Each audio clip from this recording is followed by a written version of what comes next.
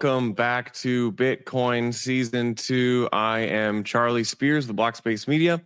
Bitcoin Season 2 is about new topics and new voices on the oldest blockchain, Bitcoin. This is the Monday live stream. It's more metrics heavy and more kind of like contemporary updates, what happened in the past week.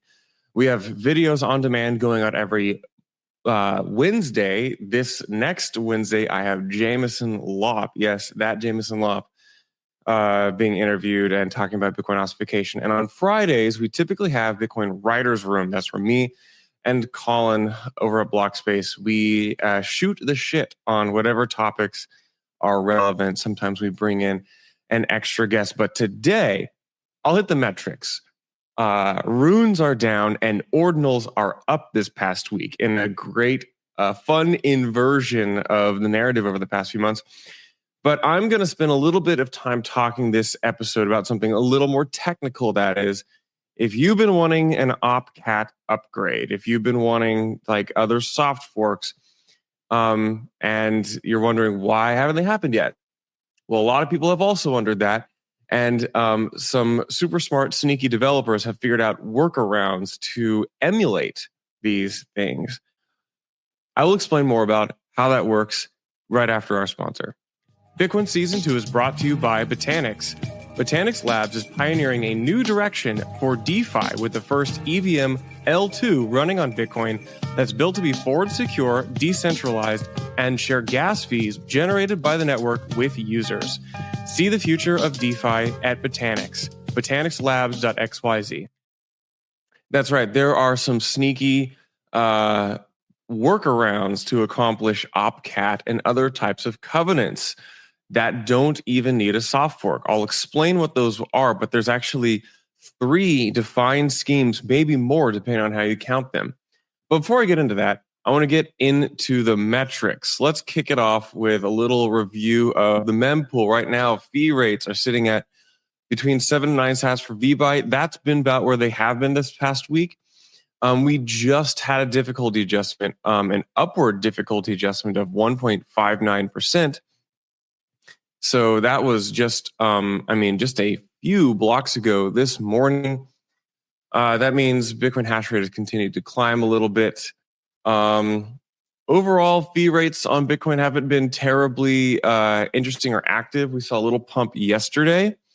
There was another Runes mint that took up a lot of transaction volume. But other than that, we've seen fees on Bitcoin be relatively stable the past week. The Runes market, I'm just going to look at this snapshot table from Genie data.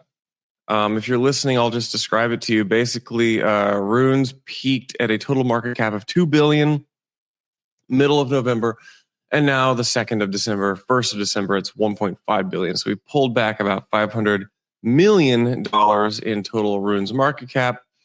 You've seen popular tokens such as Dog Go To Moon, Pups World Peace, $1 Billion Cat, and Cypher Genesis all down 5 to 20% on the week. Otherwise, more news in just kind of more charts. I'm going to pull up Data Always' dashboard. Again, I've been looking at this dashboard for now 2 years now on Dune. 72.2 million inscriptions, of which 80% of those plus are BRC20s. We are at $250 million in total fees due to inscriptions. That's $275 million in total fees. And if you look, this chart on the right here, this shows total cumulative inscriptions. Since the halving, we saw inscriptions on Bitcoin really fall off a cliff. We saw them go from about 200,000 per day, basically 100,000 per week on average, or per day, if you smooth out to a week on average, to like 10,000 per day after Runes. But since in the past 2 weeks, Runes have kicked off, we've seen BRC20s also catch a little more life. And because of that, in the past week and a half, we have seen the number of inscriptions go parabolic on Bitcoin. We are looking at On one day last week, we saw over 300,000 inscriptions in a single day. And that was actually on Thanksgiving of this past week. So not a surprise there. The Chinese don't celebrate Thanksgiving. We all the Americans are at home eating turkey, and so the Chinese decided to push some BRC20s into the stratosphere. In other news, here's the 7-day look on Magic Eden. Of the top 25 Ordinals collections, 75% plus are up significantly from 10% to 25%. Puppets are up 16% of the week. Node Mugs up 26%. OMB 7%. Quantum Cath 23%. Airhead released. It was a pricier mint, mixed responses. Bitcoin Frogs, Pizza Ninjas, all those up. Bitmap down 20%. Anyway, enough about that. Let's get into what the heck this sneaky covenant workaround thing is. So if you're not familiar with covenants, you can go to, you can search what they are on ChatGPT. You can look at, there's other podcast episodes I've done on this before, but covenants basically restrict future ways that Bitcoin can be spent. You might call some of these types of covenants smart contracts. Again, it's a semantics issue, but basically covenants really they can improve privacy, scaling. They allow you to do what's called UTXO sharing. They improve lightning. And right now, when we're talking about different upgrades to Bitcoin, most of what we're talking about are things that we can do with covenants. But since we cannot do covenants on Bitcoin today, people have found workarounds to basically emulate covenants, because when there's a will, there's a way, and sometimes this will may cost a lot of money. So let's go back to May 29th of 2024, this past year, when Jeremy Rubin published this paper, FE'd up covenants, functional encryption, using functional encryption to emulate a covenant. So that means you are not creating a covenant necessarily on Bitcoin, but you are basically creating workarounds to emulate what a covenant would do. And this is just a high-level way to say we're going to use encryption to reveal that you can spend certain covenant-enabled transactions. And these would be covenants that would be enabled with opcat or CTV or CSFS, check sig from stack. And then we saw Misha from Allokinit. I did an interview with Misha 3 or 4 weeks ago on Bitcoin Season 2. I recommend you go and read and watch that or listen to that episode on his idea called Bitcoin Pipes, which is very similar to Jeremy Rubin's Bitcoin functional encryption enabled covenants. So Bitcoin Pipes basically says we are going to inscribe an encoded text on Bitcoin, and we're going to give you a cipher to decode that. And depending on how you decode it, it will reveal ways of being able to produce transactions. And the only transactions it will produce will be ones that could be enabled by a covenant. If that didn't make any sense to you, that's okay. It can take a really long time, and I'm summarizing a lot. But basically, this is a really interesting idea. We had Misha talk at our conference Op Next in Boston earlier this fall, give a workshop on how Bitcoin Pipes works. I recommend you go listen to this, blockspace.media, and click on Op Next conference. So anyway, Bitcoin Pipes. This is he's going to release a demo soon on how this can be implemented on chain. But basically, it's like, okay, if you want to like spend, if you want to like inefficiently create covenants on Bitcoin, you can do it today using these pipes. Pipe stands for polynomial inner product encryption scheme, but you don't need to remember that. Pipes is a much more catchy term. And then this past week, we saw Jeremy Rubin release what he calls a very deranged scheme to emulate covenants.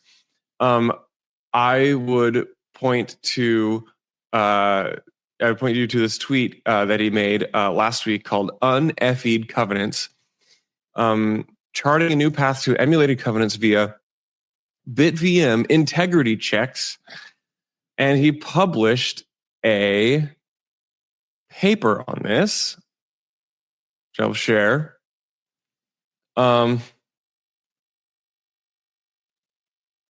So again, you can try to read the white paper, but again, it's like kind of hard to understand.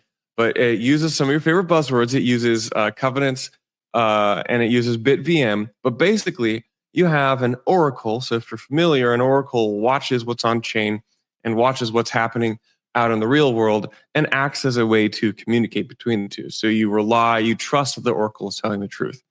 So basically, you have an oracle which watches things happening on chain, and it will only give you transactions that are able to be emulated from a covenant. And if the oracle lies or is wrong, then we use the BitVM mechanism to punish that oracle. So that oracle requires that it be bonded. You have to kind of put up some money as like collateral, and we use BitVM to slash or punish that oracle if it misbehaves, if it violates the covenant structure.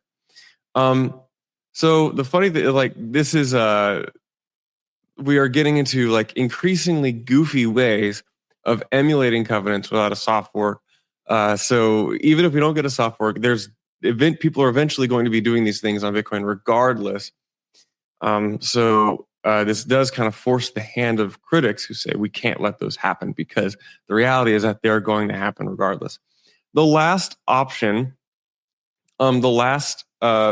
like scheme, sneaky workaround as I call it, is this thing called Collider script, covenants on Bitcoin via 160-bit hash collisions. Now this may sound very, very indecipherable for you, but the short version is we use computers to generate a bunch of numbers, and if some of those numbers accidentally are the same or they collide, then that can produce a couple outcomes.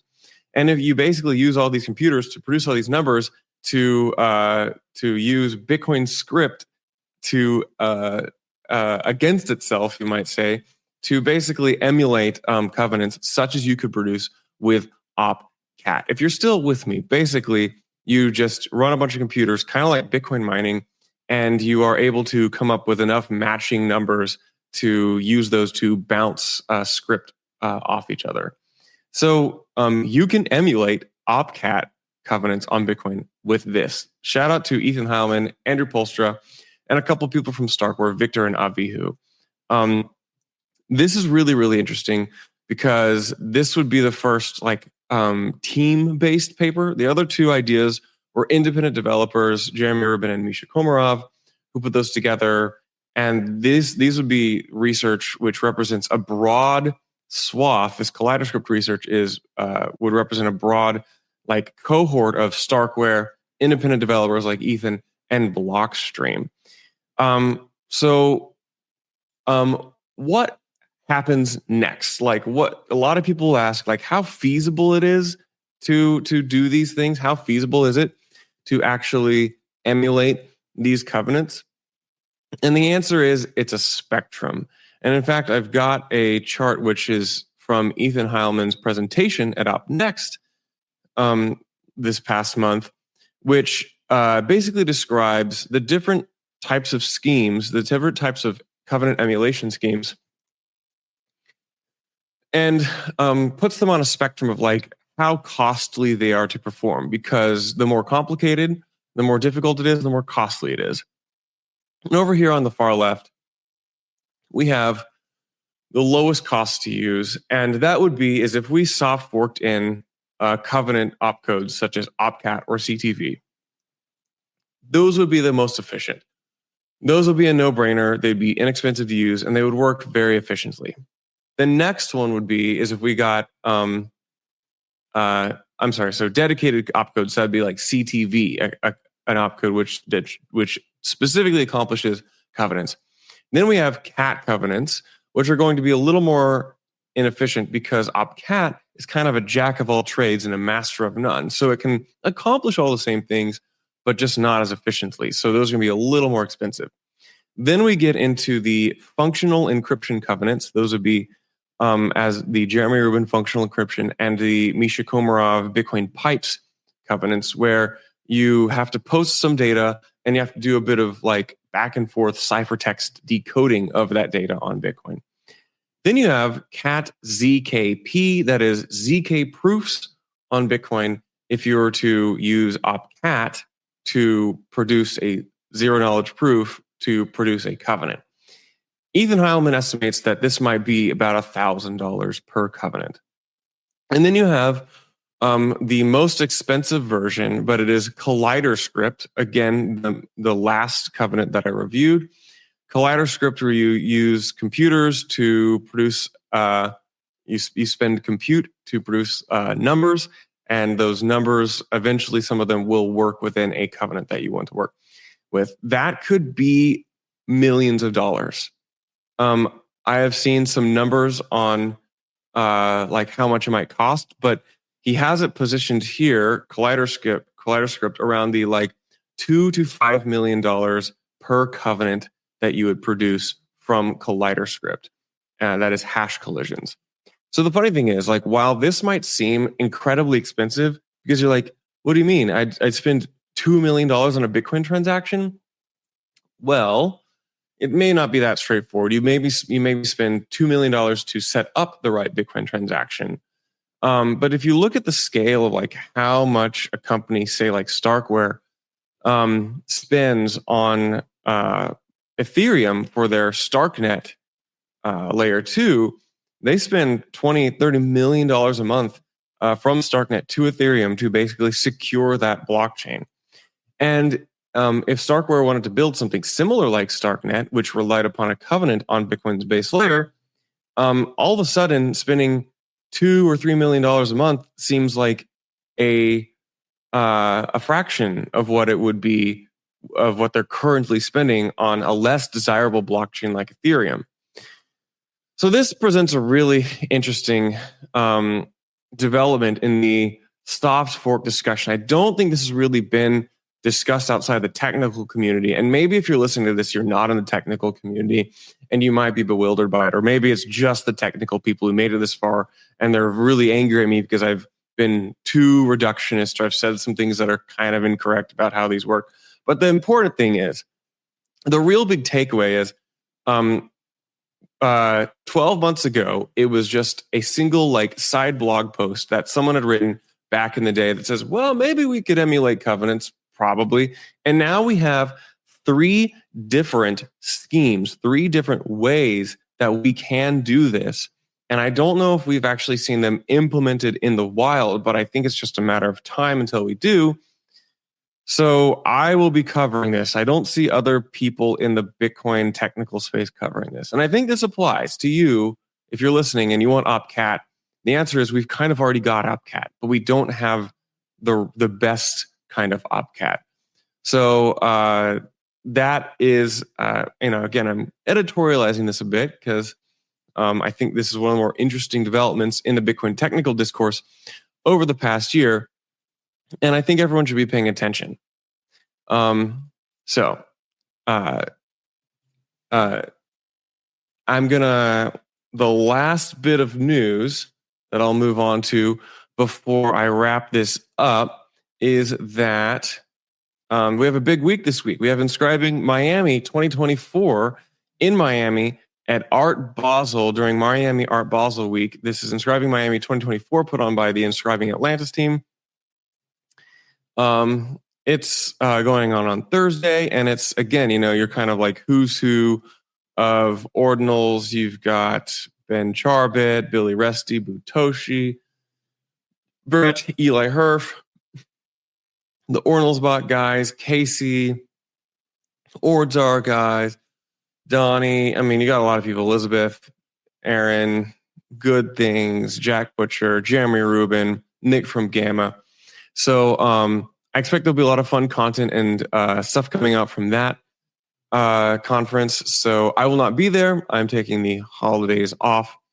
But otherwise, thank you so much for tuning into Bitcoin Season 2. Make sure to like and subscribe. If you're watching this on YouTube, subscribe, hit that notification icon. If you're listening to this on Spotify or Apple Podcasts, leave us a review. I really appreciate that. Otherwise, thanks and see you around.